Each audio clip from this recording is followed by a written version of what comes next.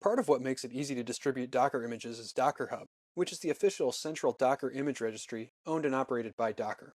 There are a number of other hosted Docker registries available, like Quay.io, as well as privately deployable solutions like Artifactory or the Docker Trusted Registry.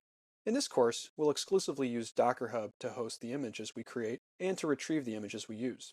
If you want to be able to push your own images and distribute them publicly, you'll need to create a Docker Hub account. The sign-up form is on the home page for Docker Hub. Let's create an account now. First, we'll create a username, enter a password, and an email address. Now we simply need to confirm our email address and we're in. Now let's try logging in with our new account. Great! We've now created a Docker Hub account, and we can create and publish our own Docker images. The account that I created for this lesson is just for demonstration purposes. For the rest of the course, I will be using my account, which is named RickFast.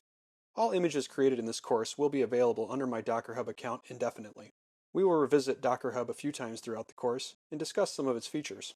Now that we've installed Docker and created a Docker Hub account, we're ready to start running containers and building Docker images.